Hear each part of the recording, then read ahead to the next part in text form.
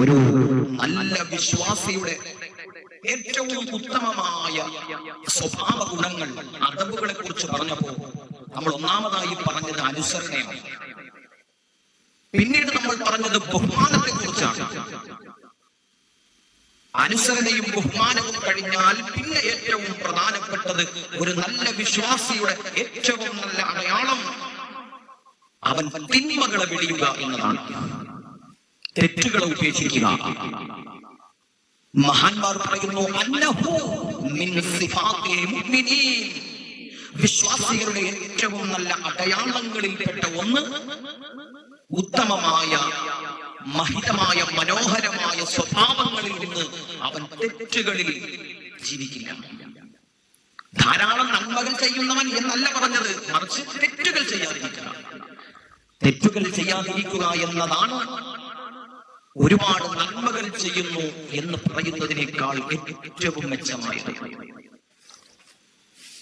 മഹാനായ റസൂലുള്ളാഹി സ്വല്ലല്ലാഹു അലൈഹി വസല്ലമ തങ്ങൾ പറഞ്ഞു, നിങ്ങളോട് അല്ലാഹു തആല കൽപ്പിച്ച കാര്യങ്ങൾ നിങ്ങളെ കൊണ്ട് കഴിയുന്നത് പോലെ നിങ്ങൾ പ്രവർത്തിച്ചോ, പക്ഷേ ഉപേക്ഷിക്കണം എന്ന് പറഞ്ഞിട്ടുള്ള കാര്യങ്ങൾ അത് തീർത്തും ഉപേക്ഷിക്കണം. അതിൽ യാതൊരു തരത്തിലുള്ള ഉപാധികളും വെക്കേണ്ടതില്ല. ഇദാ നഹൈതുകും അൻ ശൈഇൻ ഫജ്തനിബൂഹു, നിങ്ങളോട് അല്ലാഹു തആല ഏതെങ്കിലും രൂപത്തിൽ ഒരു കാര്യം ചെയ്യരുത് എന്ന് പറഞ്ഞാൽ നിരോധിച്ചിട്ടുള്ള കാര്യങ്ങൾ പൂർണ്ണമായി ഉപേക്ഷിക്കുകയും വഇദാ അമർതുകും ബിഅംരിൻ ഫഅ്തൂ മിൻഹു മസ്തതഅ്തും, നിങ്ങളോട് ഏതെങ്കിലും ഒരു കാര്യം ചെയ്യണമെന്ന് കൽപ്പിക്കപ്പെട്ടിട്ടുണ്ടെങ്കിൽ അത് നിങ്ങളെ കൊണ്ട് കഴിയുന്നത് പോലെ ചെയ്താൽ മതി, അതിൽ പ്രശ്നമില്ല. നിർബന്ധമായ കാര്യങ്ങൾ നിർബന്ധമായും ചെയ്യുക. എന്നാൽ അതിനപ്പുറം ഏതെങ്കിലും രൂപത്തിൽ പ്രതിഫലം വർദ്ധിപ്പിക്കാനുള്ള സുന്നത്തായ കർമ്മങ്ങൾ കൽപ്പിക്കപ്പെട്ടിട്ടുണ്ടെങ്കിൽ മോനെ അത് നിന്നെ കൊണ്ട് കഴിയുന്നെങ്കിൽ ചെയ്താൽ മതി. പക്ഷേ തിന്മകൾ അങ്ങനെയല്ല, തെറ്റുകൾ അങ്ങനെയല്ല. അത് പൂർണ്ണമായും ഉപേക്ഷിക്കുക തന്നെ വേണമെന്ന പരിശുദ്ധമായ ദീനിന്റെ കൽപ്പന. നീ ഒരു തെറ്റ് ഉപേക്ഷിക്കുകയാണെങ്കിൽ ആ ഉപേക്ഷിക്കുന്നു എന്നത് പോലും നന്മയായി മാറും. അതല്ലേ ഹബീബായ നബി സല്ലല്ലാഹു അലൈഹി വസല്ലമ തങ്ങൾ പറഞ്ഞത്, അല്ലാഹുവിനെ ഓർത്തുകൊണ്ട് ഏതെങ്കിലും പാതകങ്ങളിൽ നിന്ന്, തെറ്റുകളിൽ നിന്ന്, തിന്മകളിൽ നിന്ന് നീ മാറി നിന്നാൽ ഇല്ലാ ബദ്ദലകല്ലാഹു ബിഹി മാ ഹുവ ഖൈറുൽ ലക മിൻഹു, നീ അല്ലാഹുവിനെ പ്രതീക്ഷിച്ചുകൊണ്ട്, പടച്ചവന്റെ പൊരുത്തം കാംക്ഷിച്ചുകൊണ്ട് നീ എന്തിനെയാണോ നീ ഉപേക്ഷിച്ചത് അതിനേക്കാൾ ഏറ്റവും നല്ലൊരു കാര്യം അല്ലാഹു നിനക്ക് പകരം നൽകും. ഈ ശരീരം എന്ന് പറഞ്ഞ സാധാരണ മനുഷ്യനെ തെറ്റിലേക്ക് നയിക്കുന്നത് മനുഷ്യന്റെ ശാരീരിക ഇച്ഛകളാണ്. അത് വസ്ത്രധാരണത്തിലാകട്ടെ, സ്വഭാവത്തിലാകട്ടെ, വികാരത്തിലും വിചാരത്തിലും ഏതിലും ശരീരം ആഗ്രഹിക്കുന്നത് സന്തോഷങ്ങളാണ്, ആനന്ദങ്ങളാണ്, രസങ്ങളാണ്, കൊതികളാണ്, ആഡംബരങ്ങളാണ്. ശരീരത്തിന് അതാണ് ആവശ്യം. ഈ ദുനിയാവിൽ എത്രത്തോളം രസിക്കാൻ പറ്റുമോ, സുഖിക്കാൻ പറ്റുമോ, അതാണ് ഏറ്റവും നല്ലത് എന്ന് ശരീരം നമ്മളോട് പറഞ്ഞുകൊണ്ടിരിക്കും. അതാണ് ഈ ശരീരത്തിന്റെ ത്വര.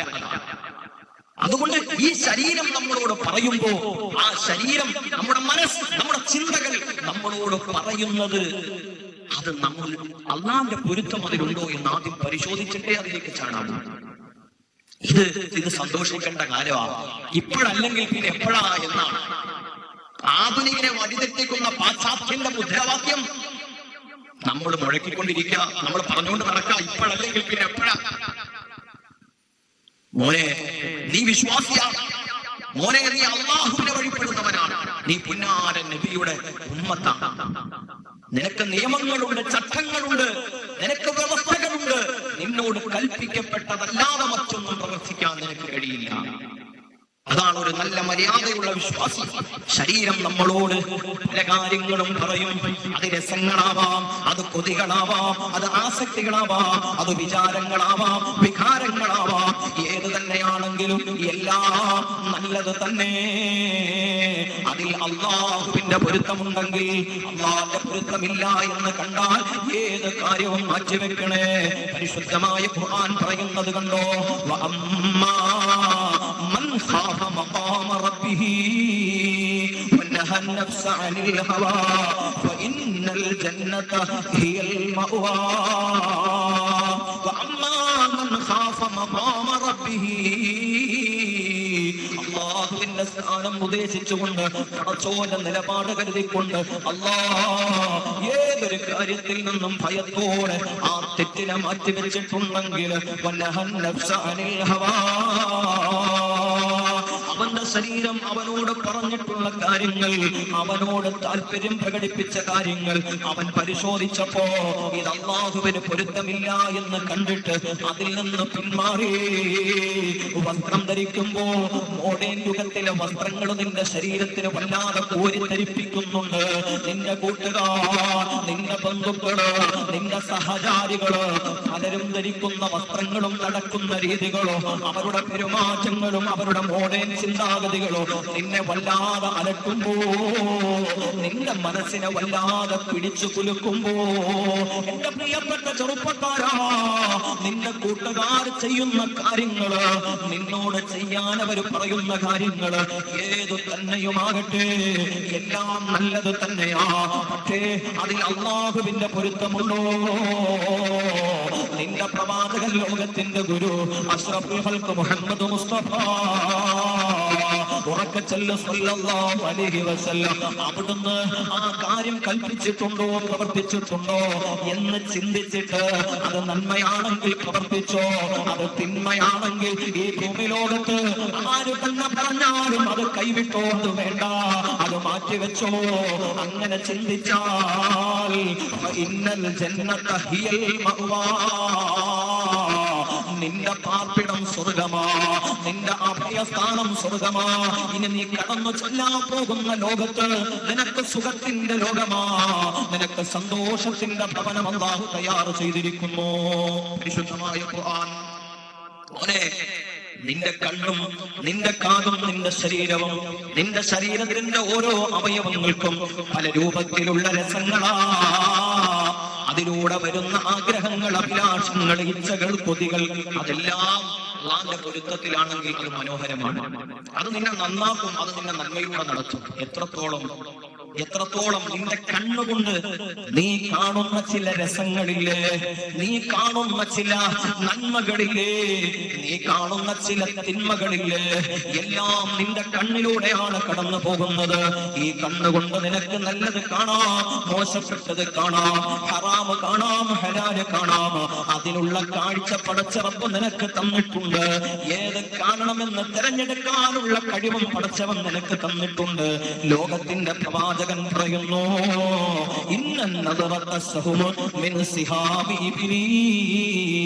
മോനെ, നിന്റെ കാഴ്ചയുണ്ടല്ലോ, ആ കാഴ്ച ഇബ്ലീസ് കവർന്നിരിക്കുകയാ. അത് ഇബ്ലീസിന്റെ വിഷം പുരട്ടിയ അമ്പുകളിൽപ്പെട്ട പ്രധാനപ്പെട്ട ഒരു ആയുധമാണ് നിന്റെ കാഴ്ച. നിന്റെ കണ്ണ്, ആ കണ്ണുകൊണ്ട് നോക്കുന്ന നോട്ടമുണ്ടല്ലോ, അത് ഇബ്ലീസ് വിഷം പുരട്ടിയ ആയുധമാക്കി ഉപയോഗിക്കും. അത് മതി, ആ നോട്ടം മതി എന്നെ പിഴപ്പിക്കും, നിന്നെ വ്യഭിചാരത്തിലേക്ക് എത്തിക്കും, നിന്നെ ലഹരി കടിമയാക്കും, നിന്നെ മോഷണത്തിലെത്തിക്കും, നിന്നെ കൊലപാതകയാക്കും, നിന്നെ കള്ളനാക്കും, നിന്നെ തെമ്മാടിയാക്കും. ചുരുക്കി പറഞ്ഞാൽ പരിപാവനമായ കണ്ണ് കാഴ്ച കൊണ്ട് നിനക്ക് അല്ലാഹു തന്ന അനുഗ്രഹം കൊണ്ട് നീ പിഴച്ചു പോകാൻ ആ കണ്ണിലൂടെ ഇബ്ലീസ് ശ്രമിക്കുന്നതാണ്. അതുകൊണ്ട് ആരെങ്കിലും അവന്റെ നോട്ടത്തെ സൂക്ഷിച്ചാൽ, അവന്റെ കേൾവി സൂക്ഷിച്ചാൽ, അവന്റെ ചിന്തകൾ സൂക്ഷിച്ചാൽ, അവന്റെ പ്രവൃത്തികൾ സൂക്ഷിച്ചാൽ, തിന്മകൾ വെടിഞ്ഞാൽ, അബദലതുഹു ഈമാനൻ യജിദു ഹലാവതഹു ഫീ ഖൽബിഹി, അല്ലാഹു സുബ്ഹാനഹു വ തആല പകരം അവന്റെ ഹൃദയത്തിൽ ഈമാനിന്റെ വെളിച്ചം വളർത്തുമെന്ന് ലോകത്തിന്റെ ഗുരുവേ അഷ്റഫുൽ ഖൽഖ് മുഹമ്മദ് മുസ്തഫ സല്ലല്ലാഹു അലൈഹി വസല്ലം തങ്ങൾ പഠിപ്പിക്കുന്നു. അതായത് എന്റെ പ്രിയപ്പെട്ടവരെ, അല്ലാഹു ഇഷ്ടപ്പെട്ട ഒരു നല്ല മനുഷ്യനായി മാറണമെങ്കിൽ അനുസരണയും ബഹുമാനവും ഒക്കെ ഉള്ളതോടൊപ്പം നമുക്ക് വേണ്ടത് ഒരുപാട് ഞാൻ നമസ്കരിക്കുകയും ഒരുപാട് ഹജ്ജും ഒരുപാട് ഉംറയും ഒരുപാട് സഹായങ്ങളൊക്കെ ചെയ്യുന്നു. അതൊക്കെയും നല്ലത് തന്നെ. പക്ഷേ എല്ലാ തെറ്റും ഉണ്ടെങ്കിലോ, എല്ലാ മോശത്തരങ്ങളും ഉണ്ട്, എന്നതിൽ കാര്യമില്ല. മറിച്ച് ഏറ്റവും കൂടുതൽ തിന്മകൾ ഒഴിവാക്കണം. തെറ്റുകൾ അത് നിസാരമായി കാണരുത്. ഒരിക്കലും അത് നിസാരമായി കാണരുത്. എത്രത്തോളം ഞാൻ എന്റെ പ്രിയപ്പെട്ടവരോട് പറയാം, പല അറിവുള്ളവരും പല നല്ല ബോധമുള്ളവരും സമൂഹത്തിൽ നല്ല നിലയും വിലയും ഉള്ളവർ പോലും പടച്ചവനെ 5 നേരം നമസ്കരിക്കുന്നവർ പോലും അവര് പള്ളിയിലാണെങ്കിലോ അവര് നമസ്കരിക്കാൻ പള്ളിമുറ്റത്താണെങ്കിൽ പോലും പടച്ചോന്റെ മന്ത്രധ്വനി അള്ളാന്റെ പള്ളി മിനാരത്തിലൂടെ കടന്നു വരുമ്പോ, ബാങ്കിന്റെ മന്ത്രധ്വനികൾ കടന്നു വരുമ്പോ 5 നേരവും നമസ്കരിക്കുന്ന സുജൂദ് ചെയ്യുന്ന പള്ളിയുടെ പുറത്ത് നമസ്കാരത്തിനായി കാത്തു നിൽക്കുന്നവർ ആ ബാങ്കിനെ മൈൻഡ് ചെയ്യാറില്ല, ആ ബാങ്കിനെ ശ്രദ്ധിക്കാറില്ല. എന്താ ചിന്ത? ഞാൻ നിസ്കരിക്കലാണല്ലേ, ഞാൻ നന്മയൊക്കെ ചെയ്യുന്നുണ്ടല്ലോ, എന്താ പ്രശ്നം? ഗൗനിക്കുന്നില്ല. മോനെ, ബാങ്ക് വിളിക്കുമ്പോ നാവടച്ചു വെക്കണം എന്ന് പഠിപ്പിച്ചില്ലേ? ബാങ്കിന്റെ നേരത്തെ സംസാരിക്കുന്നത് വലിയ പാതകമാ. മരണ നേരത്ത് നിനക്ക് കലിമ പറയാൻ പറ്റാത്ത രൂപത്തില്, ഈമാനോടെ മരിക്കാൻ സാധിക്കാത്ത രൂപത്തില് നിന്റെ നാവിന് തളർച്ച വരുമെന്ന് ലോകത്തിന്റെ നേതാവ് മുഹമ്മദ് മുസ്തഫ. വലിയ തെറ്റല്ലേ? എന്നിട്ട് അതിനെ നിസാരവൽക്കരിക്കുന്നില്ലേ? അതുകൊണ്ടാ പറഞ്ഞത്, ഒരുപാട് നന്മകളിലല്ല മോനെ, അതിനേക്കാൾ കൂടുതലായിട്ട് നിന്റെ ജീവിതത്തിൽ വരേണ്ടത്, ഞാൻ ഒരുപാട് നന്മകളിലൊന്നും വ്യാപൃതനല്ല, പക്ഷേ ഞാൻ തെറ്റുകളൊന്നും ചെയ്യാറില്ല. ഈ ചിന്ത, അതിനാണ് സ്ഥാനം കൂടുതൽ. അല്ലാഹു തൗഫീഖ് നൽകട്ടെ. മഹാന്മാർ, മഹത്തുക്കൾ, സ്വാലിഹീങ്ങൾ, സജ്ജനങ്ങൾ, നമ്മുടെ മുൻഗാമികളുടെയൊക്കെ ചരിത്രങ്ങൾ നമുക്ക് വലിയ പാഠം നൽകുന്നുണ്ട്. അത് പഠിക്കണേ, അത് ചിന്തിക്കണേ എന്ന് പറയുന്നത് ഇതൊക്കെ നമുക്ക് തെറ്റുകൾ തിരുത്തി തരാനാണ്. അറിവില്ലായ്മ കൊണ്ട്, അറിയാതെ പോലും പൊരുത്തമില്ലാത്ത എന്തെങ്കിലും തിന്നുപോയതിന്റെ പേരിൽ അല്ലാഹുവേ ആഴ്ചകളോളം ആ ഭക്ഷണം വിരലിട്ട് ഛർദിച്ച് അത് രക്തമായിട്ട് പോലും മടുക്കാതെ പടച്ചോനെ പേടിച്ച് പൊട്ടിക്കരഞ്ഞിട്ട് എന്റെ ഉള്ളിലേക്ക് ഹറാമ് പോയല്ലോ എന്ന് ചിന്തിച്ച് കരഞ്ഞു ജീവിച്ചവർ. കാരണം അവർക്ക് ആ തെറ്റ് സംഭവിച്ചതിൽ വേദനയുണ്ട്. എന്നാൽ അവരൊക്കെയോ ഒരുപാട് നന്മ ചെയ്യുന്നവരുമാണ്. അതാണ് ഖുർആൻ പറഞ്ഞത്, വഅമ്മാ മൻ ഖാഫ മഖാമ റബ്ബിഹി വനഹൻ നഫ്സ അനിൽ ഹവാ ഫഇന്നൽ ജന്നത ഹിയൽ മഅവാ. പടച്ചവനെ പേടിക്കണം. അല്ലാഹുവിനെ പേടിച്ച് തെറ്റുകൾ ഉപേക്ഷിച്ചാൽ നമ്മുടെ ശാശ്വതമായ ഭവനം അത് സ്വർഗ്ഗമാകുമെന്ന് പഠിപ്പിച്ചു. കണ്ടില്ലേ, മഹാന്മാർ പറയാണ്, തെറ്റുകൾ 4 രൂപത്തിലാണ് വ്യക്തികളെ സ്വാധീനിക്കുന്നത്. തിന്മ വരുന്നത് 4 രൂപത്തിലാണ്. ഇത് നമ്മൾ പഠിച്ചു വെക്കണം. ഇത് നമ്മുടെ ചിന്തകളിൽ ഉണ്ടാവണം. തെറ്റ് 4 രീതിയിൽ വരും. ഇതിൽ 2 രീതിയിലുള്ള തെറ്റുകൾ അള്ളാഹു പുറത്തു തരും. 2 രീതിയിലുള്ള തെറ്റുകൾക്ക് കഠിനമായ ശിക്ഷയും ഉണ്ടാവും. അള്ളാഹുവേ, നീ കാത്തുരക്ഷിക്കണേ. അതിൽ ഒന്നാമത്തെ തെറ്റ് അറിവില്ലായ്മ കൊണ്ട് സംഭവിക്കുന്ന തെറ്റാണ്. അറിവില്ലായ്മ കൊണ്ട്, അല്ലാഹുവേ എനിക്ക് അത് അറിയില്ലായിരുന്നു, ഞാൻ ഇപ്പോഴാണ് അതിനെ കുറിച്ച് പഠിച്ചത്, എന്റെ അറിവില്ലായ്മയിൽ സംഭവിച്ചതാണ്. അങ്ങനെയുള്ള തെറ്റുകളെ സംബന്ധിച്ച് പരിശുദ്ധമായ ഖുർആൻ പറയുന്നത് കണ്ടോ, വലൈസ അലൈക്കും ജുനാഹ് ഫീമാ അഖ്തഅതും ബിഹി. നിങ്ങളെ പിഴമായി സംഭവിച്ചു പോയ തെറ്റുകളുണ്ടല്ലോ, അതിന്റെ പേരിൽ നിങ്ങൾക്ക് ശിക്ഷയില്ല. അള്ളാഹു അതിന്റെ പേരിൽ നിങ്ങളെ വിഷമിപ്പിക്കില്ല. കാരണം എന്താ? അത് അറിവില്ലായ്മ കൊണ്ട് സംഭവിച്ചതാണ്. അതുകൊണ്ട് അത്തരം കാര്യങ്ങൾ ജീവിതത്തിൽ ഉണ്ടാകാതിരിക്കാൻ നമ്മൾ ഇൽമു പഠിക്കണം, ചോദിക്കണം, ചോദിച്ചു മനസ്സിലാക്കണം, അതിൽ തന്നെ നിലയുറപ്പിക്കണം. അങ്ങനെ തന്നെ ജീവിച്ചു പോവുകയും ചെയ്യരുത്. രണ്ടാമത്തെ കൂട്ടരാരെന്നറിയോ? അവർ ചെയ്ത തെറ്റ് മനഃപൂർവമാണ്. അവർ അറിഞ്ഞുകൊണ്ട് തെറ്റ് ചെയ്തു, സംഭവിച്ചു പോയി. പക്ഷേ അവരാ തെറ്റിൽ നിന്ന് തൗബ ചെയ്ത് പിൻവാങ്ങി. അങ്ങനെയുമുണ്ടല്ലോ, വിവരമുള്ളവരാണ്, അറിയാം അത് തെറ്റാണെന്നറിയാം, പക്ഷേ അവർക്ക് അതിൽ നിന്ന് പിന്മാറണം എന്ന് തോന്നി അവർ തൗബ ചെയ്തു. അവരെ കുറിച്ച് ഖുർആൻ പറഞ്ഞു, വല്ലദീന ഇദാ ഫഅലൂ ഫാഹിശതൻ ഔ ളമൂ അൻഫുസഹും സക്കറുല്ലാഹ്. അല്ലാഹുവിനെ ഓർത്തുകൊണ്ട് സ്വന്തം ശരീരങ്ങളോട് അക്രമങ്ങൾ ചെയ്തു പോയവർ, ജീവിതത്തിൽ മോശപ്പെട്ട പ്രവൃത്തികളിൽ, തിന്മകളിൽ വ്യാപൃതരായി പോയവർ, അവരവരുടെ തെറ്റുകൾ മനസ്സിലാക്കി പടച്ചവനോട് പാപമോചനം തേടിയപ്പോ അല്ലാഹു പറയുന്നു, വമൻ യഗ്ഫിറു ദുനൂബ ഇല്ലല്ലാഹ്. അവർക്ക് അല്ലാഹു അല്ലാതെ ആരാണ് മാപ്പ് കൊടുക്കാനുള്ളത്? ആരാണ് അവരെ ചേർത്ത് പിടിക്കാനുള്ളത്? എടോ, ഈ ലോകം മുഴുവനും നിന്നെ പാപി, കുറ്റക്കാരൻ, തെറ്റുകാരൻ, ഒറ്റുകാരൻ എന്ന് പറഞ്ഞ് നിന്നെ തള്ളിക്കളഞ്ഞാൽ പോലും അല്ലാഹു പറയാണ്, നീ തൗബ ചെയ്തിട്ടുണ്ടോ, നിന്നെ അല്ലാഹു ചേർത്ത് പിടിക്കും. അവ തെറ്റ് ചെയ്തു, ആ തെറ്റിന്റെ പേരിൽ പടച്ചവനോട് തൗബ ചെയ്തിട്ടുണ്ടെങ്കിൽ അല്ലാഹു നിനക്ക് മാപ്പ് തരുമെന്നാണ് പറഞ്ഞത്. ഇനി മൂന്നാമത്തെ വിഭാഗമോ, അവർക്ക് ആ തെറ്റിനെ കുറിച്ച് അറിയാം, അത് ചെയ്യാൻ പാടില്ല എന്നറിയാം, പക്ഷേ ആ തെറ്റവരെ ചെയ്യുകയും അവരെ തൗബ ചെയ്യാതെ ജീവിക്കുകയും ചെയ്യുന്നു.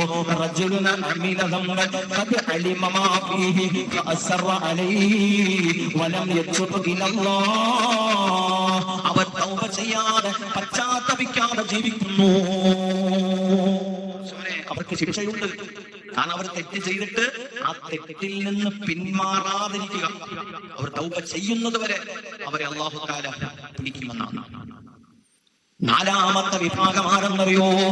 ചെയ്യുന്ന കാര്യം തെറ്റാണെന്ന് അറിയുകയും എന്നിട്ട് മാത്രമല്ല ആ തെറ്റിനെ കുറിച്ച് അവർ പറയുന്നത് ഒരു പ്രശ്നവുമില്ല. ഇന്നത്തെ കാലഘട്ടം നമ്മൾ ചിന്തിക്കും. നമ്മുടെ ഭവനങ്ങളിൽ, നമ്മുടെ ബന്ധങ്ങളിൽ, സുഹൃത്ത് വലയങ്ങളിൽ, പരിചയങ്ങളിൽ, നമ്മുടെ സമൂഹത്തിൽ നടക്കുന്ന ഏറ്റവും അപകടകരമായ ഒരു അവസ്ഥയാണ് നാലാമത്തെ വിഭാഗം. തെറ്റാണെന്ന് ബോധ്യമുള്ളപ്പോഴും ആ തെറ്റിനെ ശരിയാണെന്ന് പറഞ്ഞ് നടക്കുന്നവർ, അവർ കഠോരമായ ശിക്ഷയിലാണ്. സോഷ്യൽ മീഡിയകളിൽ ആടിത്തിമിർക്കുന്നവർ, തെറ്റുകളിൽ രമിച്ച് ജീവിക്കുന്നവർ, ലഹരിക്കും കഞ്ചാവിനും അടിമപ്പെട്ടു പോയവർ, മാതാപിതാക്കളോട് ബഹുമാനമില്ലാത്തവർ, തന്റെ പ്രിയപ്പെട്ട ഭാര്യയെ കലന്തിയോളം ക്രൂരമായി മർദ്ദിച്ച് സന്തോഷം കൈക്കൊള്ളുന്നവർ, മക്കളോട് കരുണ കാണിക്കാത്തവർ, കുടുംബ ബന്ധങ്ങൾ പുലർത്താത്തവർ, അല്ലാഹുവേ വഞ്ചനയിലൂടെ, അല്ലാഹ് ചതികളിലൂടെ, കുതന്ത്രങ്ങളിലൂടെ ജീവിക്കുന്നവർ, എങ്ങനെയെങ്കിലും ജീവിക്കണം, ആരെ കൊന്നിട്ടാണെങ്കിലും ജീവിക്കണം. ഇതൊക്കെയും അവർക്കറിയാം തെറ്റാണെന്ന്, ഇത് പാടില്ലെന്നറിയാം, ഇത് ചെയ്യാൻ പാടില്ലെന്നറിയാം. പക്ഷേ അവരാ തെറ്റുകൾ മുഴുവനും ഒരു പ്രശ്നവുമില്ല, അത് നല്ലതാണെന്ന് സമൂഹത്തിൽ പ്രചരിപ്പിച്ചുകൊണ്ട് ജീവിക്കുന്നു. റജുലുൻ സുയ്യിന ലഹു സൂഉ അമലിഹി വറആഹു ഹസനാ. ഇത്തരം ആളുകളുണ്ടല്ലോ, നിസാരവൽക്കരിക്കുന്ന ആളുകളുണ്ടല്ലോ, തെറ്റുകളിൽ അഭിരമിച്ചു ജീവിക്കുന്നവരുണ്ടല്ലോ, അവരെ അല്ലാഹു വെറുതെ വിടുകയില്ല. കഠോരമായ ശിക്ഷകൾ അവരെ കാത്തിരിപ്പുണ്ട്. അല്ലാഹുവേ, നീ ഞങ്ങൾക്ക് പുറത്തു തരണേ അല്ലാഹ്. പ്രിയപ്പെട്ട സഹോദരങ്ങളെ, അല്ലാഹുവിന് ഏറ്റവും ഇഷ്ടം നിങ്ങളിൽ പോലെ നന്മകൾ ഉണ്ടായില്ലെങ്കിലും നിങ്ങളിൽ നിന്ന് തിന്മകൾ ഒട്ടും വരരുത് എന്ന് ആഗ്രഹിക്കുന്നു. അല്ലാഹു തൗഫീഖ്